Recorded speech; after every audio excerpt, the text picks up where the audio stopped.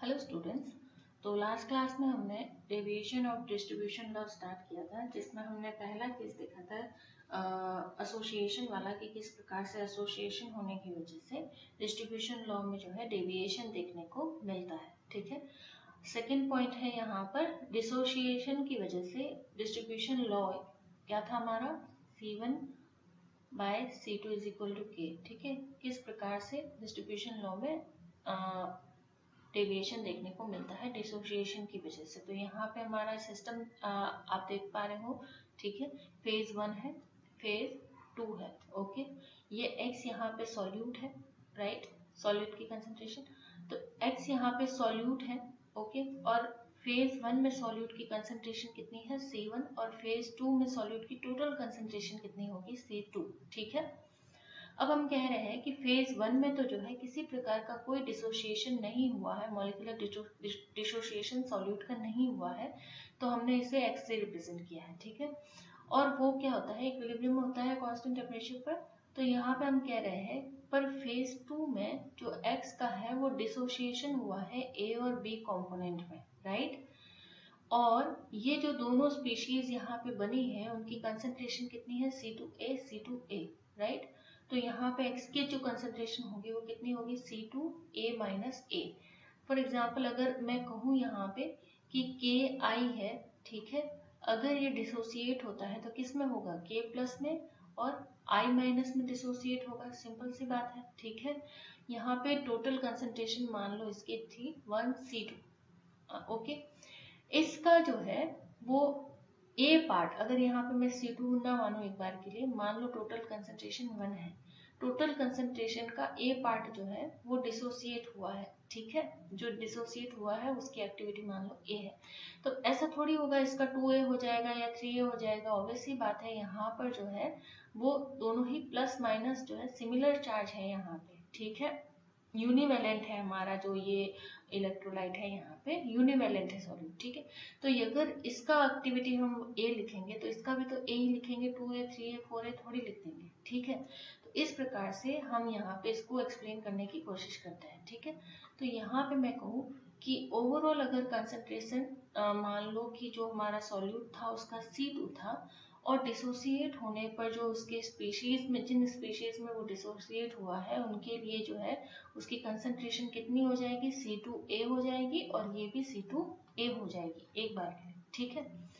तो अगर मैं यहाँ पे कहूँ कि ये 1 था तो अब पीछे कितना होगा, इतना तो डिसोसिएट हो गया। ठीक है। तो यहाँ पे ये होगा कितना, यहाँ पे ये होगा अब C2 1 माइनस A।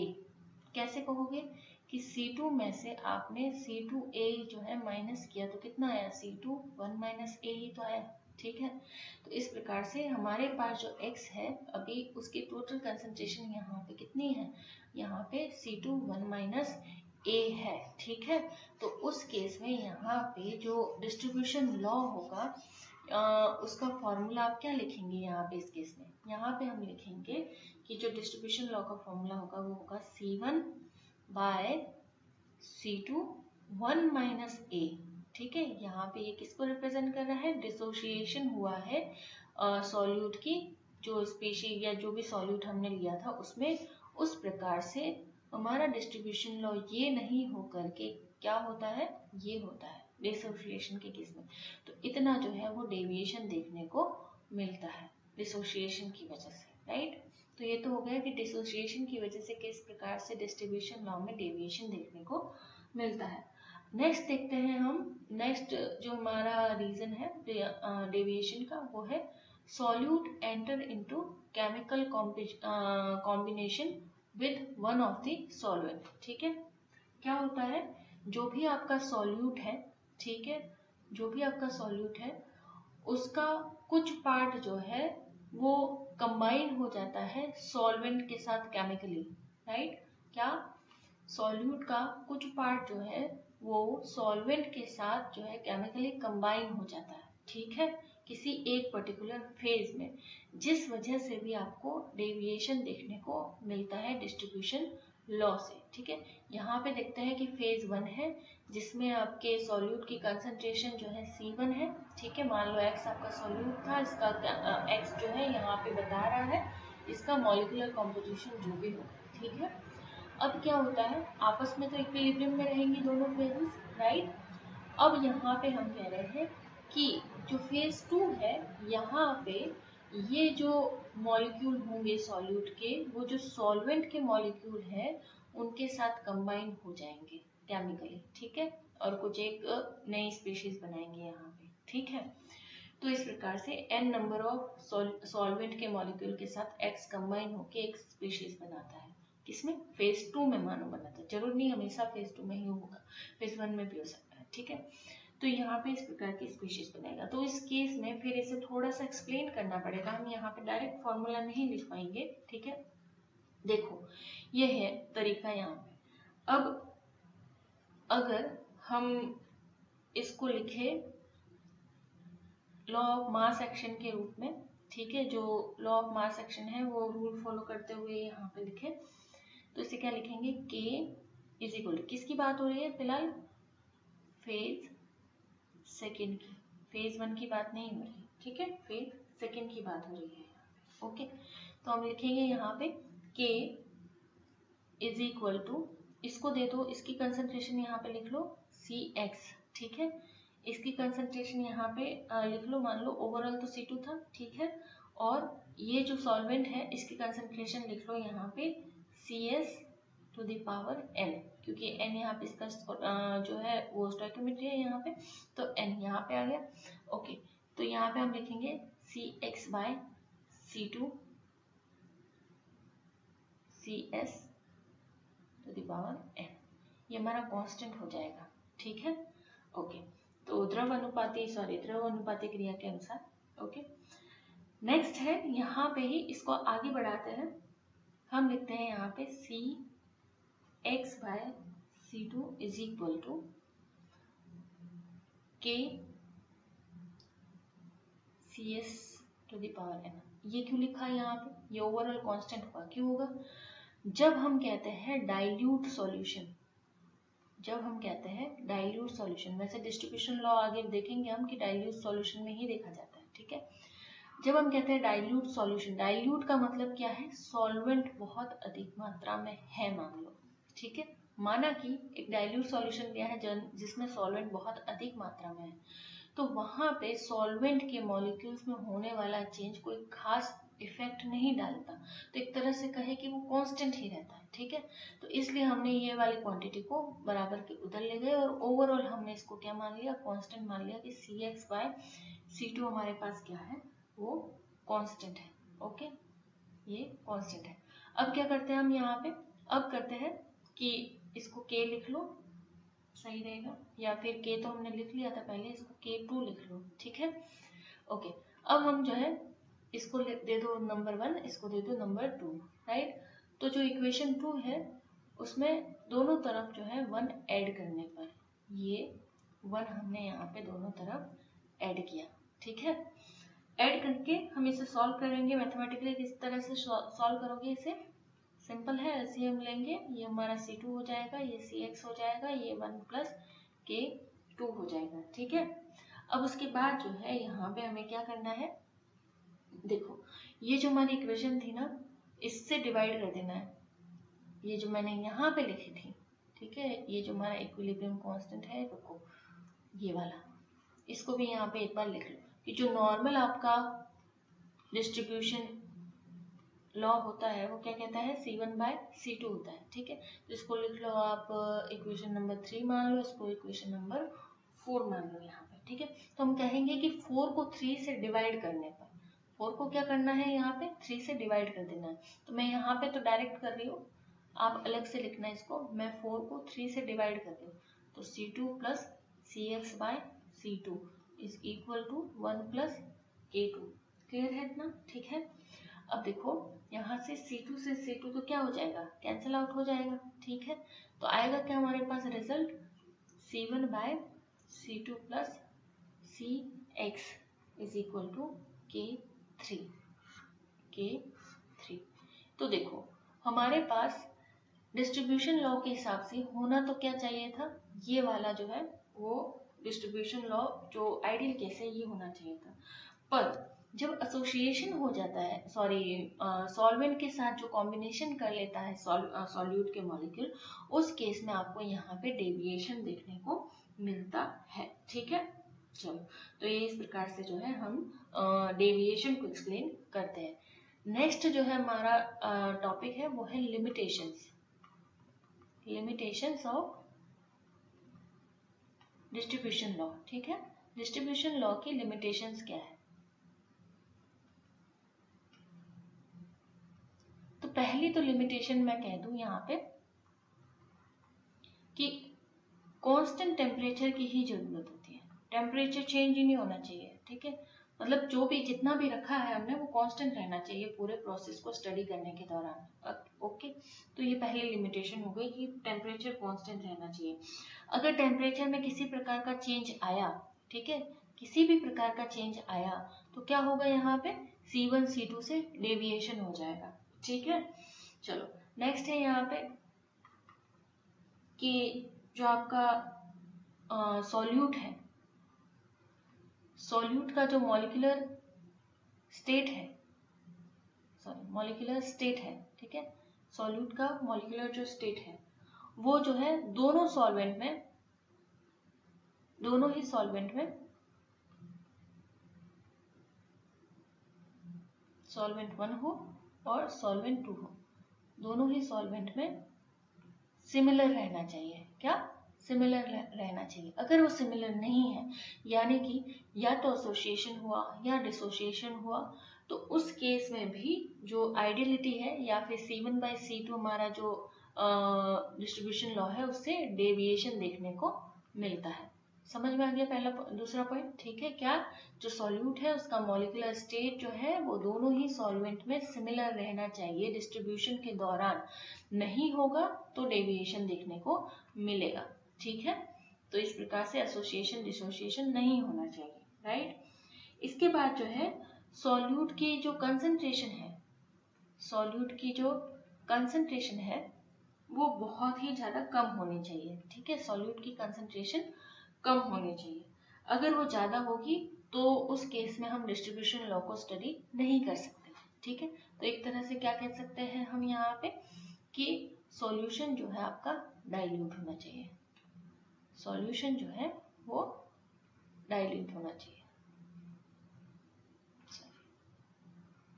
सॉल्यूशन आपका डाइल्यूट होना चाहिए। ओके ओके, यहाँ तक ठीक है। अगर ये डाइल्यूट नहीं हुआ, यानी कि कंसंट्रेटेड सॉल्यूशन हुआ, अगर हमारा सॉल्यूशन कंसंट्रेटेड हुआ तो क्या होगा, यहाँ पे जो K की वैल्यू है वो कांस्टेंट नहीं रहेगी, K की वैल्यू कांस्टेंट नहीं रहेगी। ठीक है, तो सॉल्यूट की कंसंट्रेशन ऑलवेज कम होनी चाहिए। ठीक है, यानी कि कहने का मतलब क्या है कि सॉल्यूशन आपका डाइल्यूट होना चाहिए। अगर कंसंट्रेटेड सॉल्यूशन है तो K की वैल्यू वहां पे कांस्टेंट नहीं रह पाएगी। क्लियर इतना? ओके, फोर्थ जो है यहाँ पे फोर्थ पॉइंट भी आपका है कि पूरे प्रोसेस के दौरान जो है वो प्रेशर भी कांस्टेंट रहना चाहिए, प्रेशर भी क्या रहना चाहिए, कांस्टेंट रहना चाहिए पूरे प्रोसेस के दौरान। ओके, इसके अलावा जो भी आप दोनों सॉल्वेंट ले रहे हो, ठीक है, both solvent should be immiscible, जो दोनों सॉल्वेंट ले रहे हो वो आपस में मिसिबल नहीं होने चाहिए, इमिसिबल होने चाहिए। ठीक है, चलो तो ये तो थी कमियां। ओके, नेक्स्ट है अनुप्रयोग या फिर एप्लीकेशन ऑफ डिस्ट्रीब्यूशन लॉ। जो अभी हमने डिस्ट्रीब्यूशन लॉ पढ़ा है और उनसे जो डेविएशन पढ़ा है, ठीक है, उनका एप्लीकेशन क्या है, एप्लीकेशन ऑफ डिस्ट्रीब्यूशन लॉ, उनका उपयोग कहाँ है, अनुप्रयोग क्या है। ठीक है, डिस्ट्रीब्यूशन लॉ। ओके, तो पहला अनुप्रयोग तो वही है जो हम पढ़ चुके हैं ऑलरेडी। ठीक है, क्या सॉल्युबिलिटी जो है आपको डिटरमाइन करने के लिए यूज में आता है, डिटर्मिनेशन ऑफ सॉल्युबिलिटी। सॉल्युबिलिटी किसकी होगी, सॉल्यूट की होगी, ठीक है। जो दोनों सॉल्वेंट आपने इमिसिबल लिए हैं उसमें सॉल्यूट की जो सॉल्युबिलिटी है वो डिटरमाइन करने में हमें जो डिस्ट्रीब्यूशन लॉ है वो हेल्प करता है। तो अगर C1/C2 लिखूं मतलब सॉल्युबिलिटी जो है उसकी S1/S2 होगी। ऑब्वियसली बात है, जितनी सॉल्युबिलिटी ज्यादा होगी उतनी कंसंट्रेशन ज्यादा होगी, सिंपल सी बात है, ठीक है। मतलब कि कंसंट्रेशन सॉल्युबिलिटी के एक तरह से प्रोपोर्शनल भी कह सकते हैं, ठीक है। तो S1/S2 इक्वल टू K के बराबर होगा, यानी कि पहला काम क्या है, सॉल्वेंट में सॉल्यूट की सॉल्युबिलिटी डिटरमाइन करने में यूज में आता है, ओके। इसके बाद जो है सेकेंड इसका एप्लीकेशन है वो है कि जो सॉल्यूट का सॉल्वेंट में कितना एसोसिएशन और डिसोसिएशन हुआ है वो डिटरमाइन करने के लिए हमें डिस्ट्रीब्यूशन लॉ की हेल्प लगती है, ठीक है। So the determination of extent of कितना हुआ है, ठीक है, extent of association and dissociation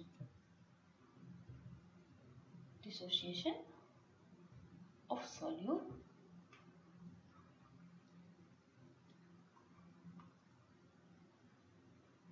and solvent, okay. मतलब कि जो सॉल्वेंट है हमारा उसमें कितना एसोसिएशन हुआ और कितना डिसोसिएशन हुआ, कितनी मात्रा में, वो सब आप जो है वो डिस्ट्रीब्यूशन लॉ की हेल्प से डिटरमाइन कर सकते हैं, ठीक है। और वो कैसे करेंगे, जो हमने फॉर्मूलाज निकाले हैं, ये जो दोनों फॉर्मूलाज थे, ये एसोसिएशन के लिए था, ये डिसोसिएशन के लिए था, तो इनकी हेल्प से आप निकाल सकते हैं आराम से, ठीक है। तीसरा है यहाँ पे कि study of complex ion, study of complex ion. तो कॉम्प्लेक्स आयंस का जो फॉर्मेशन है या फिर कॉम्प्लेक्स आयन की जो स्टडी है उनकी स्टडी में भी ये हेल्प में आता है, ठीक है, यूज में आता है, सॉरी। कैसे, देखो यहाँ पे अगर हम एक सिस्टम देखें, ओके ओके, तो यहाँ पे मैं कहूँ कि फेज 1 मान लो लिया है, एक है हमारे पास फेज 1, एक है हमारे पास फेज 2, ओके। ये जो है फेज 1 हमारे पास मान लो कि यहाँ पे फेज 1 में सॉल्वेंट क्या था, CS2, ओके, कोई ऑर्गेनिक सॉल्वेंट। यहाँ पे जो है वो एक्वस KI सॉल्यूशन है, क्या है, एक्वस KI सॉल्यूशन, ओके। और इस बात है जो KI होगा पोटेशियम आयोडाइड, उसका जल में हमने विलीन तैयार किया है, ओके। अब हमने क्या किया, एक सॉल्यूट ऐड किया, दोनों इमिसिबल लिक्विड है। अब इस इमिसिबल लिक्विड दोनों में जो है हमने एक सॉल्यूट ऐड किया, आयोडीन ऐड किया, ओके। अब हमें पता है आयोडीन जो है ज्यादा किस में घुलेगी, ज्यादा KI एक्वस सॉल्यूशन में ही घुलेगी यहाँ पे, ठीक है। इसमें जो है आयोडीन की मात्रा बहुत ही कम होगी, यानी कंसंट्रेशन कम होगी। और जब मैं कह रही हूँ कि यहाँ पे ये KI एक्वस KI में ही घुलेगी, फेज 2 में ही घुलेगी, तो घुलकर ये करेगी क्या, घुलकर यहाँ पे जैसे ये जो KI है इसके साथ रिएक्ट करेगी और रिएक्ट करके एक तो क्या बना देगी, आपका आयोडाइड कॉम्प्लेक्स, सॉरी आयन, ठीक है।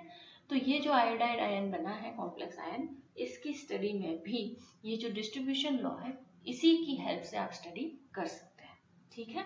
तो ये है तीसरा पॉइंट। नेक्स्ट जो है हमारा वो प्रोसेस ऑफ एक्सट्रैक्शन है, ठीक है। नेक्स्ट, ओके, फोर्थ पॉइंट है प्रोसेस ऑफ एक्सट्रैक्शन।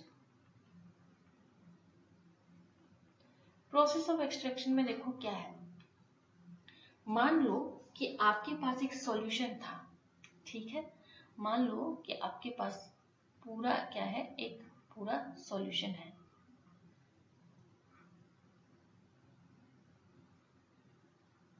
इस प्रकार से आपके पास एक क्या है, सॉल्यूशन है, ठीक है। इस सॉल्यूशन में क्या है कि सॉल्वेंट है और सॉल्यूट है, ऑब्वियसली बात है, सॉल्यूशन सॉल्वेंट और सॉल्यूट से मिलकर बना हुआ होता है, ठीक है। अब क्या करना है, आपको सॉल्यूट जो है इसमें से एक्सट्रैक्ट करना है, क्या करना है, सॉल्यूट को एक्सट्रैक्ट करना है, ओके। और ये जो सॉल्यूट है ये इसमें घुलता तो है पर कोई और सॉल्वेंट भी है जिसमें ये इस सॉल्वेंट के कंपैरिजन में और ज्यादा घुलता है और ज्यादा एफिशिएंसी रखता है घुलने की, ठीक है। तो मान लो कि यहाँ पे फॉर एग्जांपल हम लेते हैं कि एक ऐसा कंपाउंड है सॉल्यूट के रूप में जो सॉल्वेंट में घुला हुआ है, पर ये कंपाउंड जो है सॉल्यूट जो है वो मान लो कि एक ऑर्गेनिक सॉल्वेंट में ज्यादा अच्छी मात्रा से घुल सकता है, ठीक है। अब आपको जो है इस सॉल्यूट को एक्सट्रैक्ट करना है इस सॉल्यूशन से, तो पहले तो आप क्या करेंगे, सबसे पहले इसको सेपरेटिंग फनल में डालेंगे सॉल्यूशन को, ठीक है। सॉल्यूशन को जैसे ही आप सेपरेटिंग फनल में डालेंगे तो इस प्रकार से आप करेगा, पर इस सेपरेटिंग फनल में जैसे ही सॉल्यूशन पूरा डाल करके आप यहाँ पे, मेरी ड्राइंग बहुत बुरी है, ओके,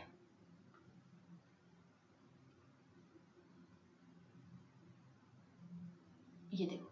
अब क्या करें कि सॉल्यूशन भी डाला आपने और साथ में आपने मान लो ईथर भी डाला। क्यों? ईथर जो है इस सॉल्वेंट की तुलना में ईथर इस सॉल्यूट को ज्यादा घुलता है, ठीक है। तो यहाँ पे क्या होगा कि आपने पहले तो सॉल्यूशन डाला ही था, ऊपर से ईथर भी डाला, ठीक है। तो ये ईथर क्या करेगा, ईथर में ये सॉल्यूट जो है ज्यादा मात्रा में घुलेगा। ये मान लो ऊपर वाली आपकी लेयर जो है ईथर की हो गई, नीचे वाली मान लो कोई भी पोलर जो है लेयर हो गई, एक बार के लिए मान लो कि कोई एक्वस लेयर हो गई, ठीक है। तो यहाँ पे जो भी सॉल्वेंट के मॉलिक्यूल थे, सॉल्यूट के मॉलिक्यूल थे, कहाँ चले गए, ईथर में चले गए, ठीक है। तो अब क्या करेंगे आप, यहाँ से एक्वस जो पार्ट है उसको सेपरेट कर लेंगे यहाँ से, और ऊपर जो ईथरिक लेयर है उसको अलग से सेपरेट कर लेंगे, ठीक है। अब इस ईथरिक लेयर में जो सॉल्यूट है वो ज्यादा मात्रा में है, ईथरिक लेयर में सॉल्यूट जो है ज्यादा मात्रा में है। अब भी क्या है, अब भी यहाँ पे पूरी तरह से इस एक्वस लेयर में जो सॉल्यूट था वो पूरी की पूरी तरह से ईथर में नहीं गया, ठीक है। अब भी कुछ पार्ट जो है इसमें बचा है, तो फिर से इस एक्वस लेयर को क्या करते हैं, फिर से सेपरेटिंग फनल में डालते हैं, ठीक है। फिर से सेपरेटिंग फनल में डालेंगे इस एक्वस सॉल्यूशन को, उसके बाद फिर से इस क्या डालेंगे आप, ईथर का जो है सॉल्वेंट वो डाल देंगे, ठीक है। अगेन यहाँ पे दो लेयर बनेगी, फिर से एक्वस को अलग कर लेंगे, ईथर को अलग कर लेंगे, ठीक है। तो इस प्रकार से ये प्रोसेस तब तक किया जाता है जब तक कि इस इथरिक सॉरी एक्वस सॉल्यूशन से सॉल्यूट पूरी तरह से जो है वो एक्सट्रैक्ट नहीं हो जाता, ठीक है।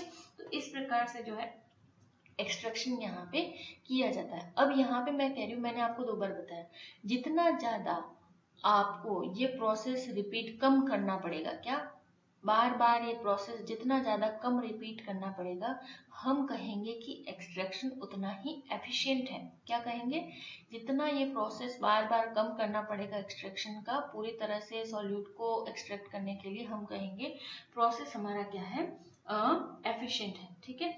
और इस प्रकार से बार बार किए गए एक्सट्रैक्शन को हम क्या कह सकते हैं, मल्टीपल एक्सट्रैक्शन, ठीक है, मल्टीपल एक्सट्रैक्शन। क्लियर है ना, ओके।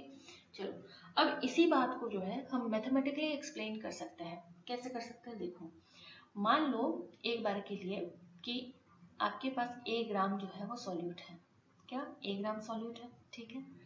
1 ग्राम सॉल्यूट जो है वो VmL जो है वो सॉल्वेंट में घुला हुआ है, VmL सॉल्वेंट में घुला हुआ है ऑलरेडी, ठीक है, A+V, राइट।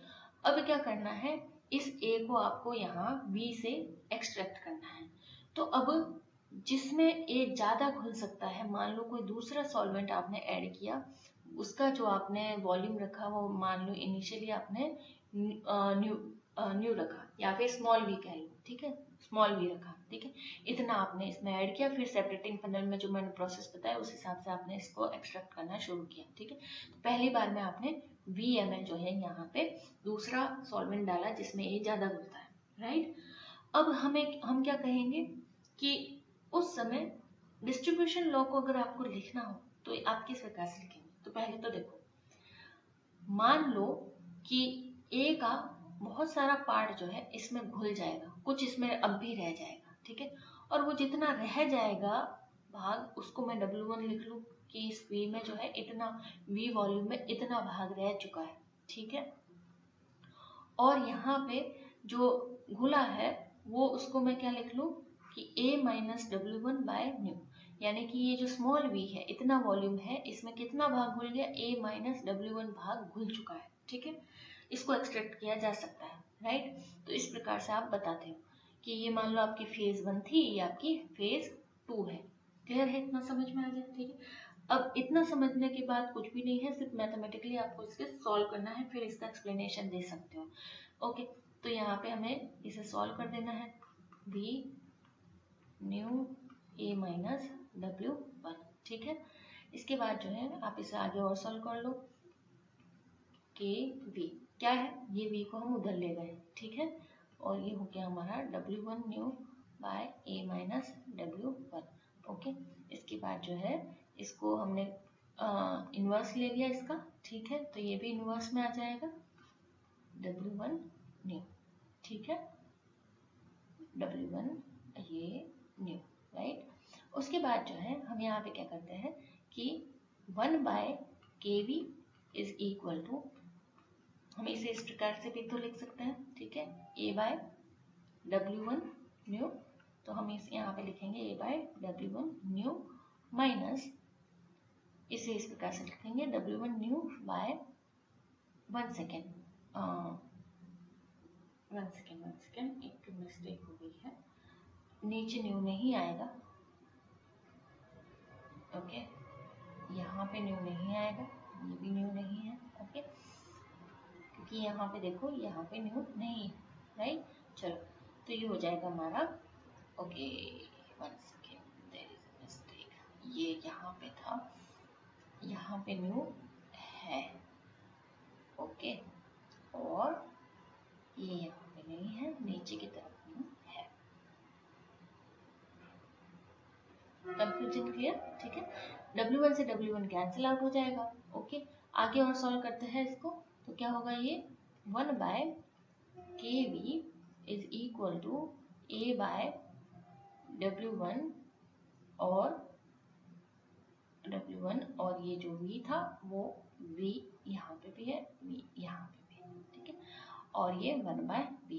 अब यहाँ से देखो आप कॉमन ले सकते हो, ठीक है, क्या कॉमन ले सकते हो, 1 बाय v कॉमन ले सकते हो, तो हम यहाँ पे 1 बाय v जो है, स्मॉल v जो है कॉमन ले लेंगे, तो आएगा क्या हमारे पास, a बाय w1 माइनस 1, ठीक है, इतना ठीक है।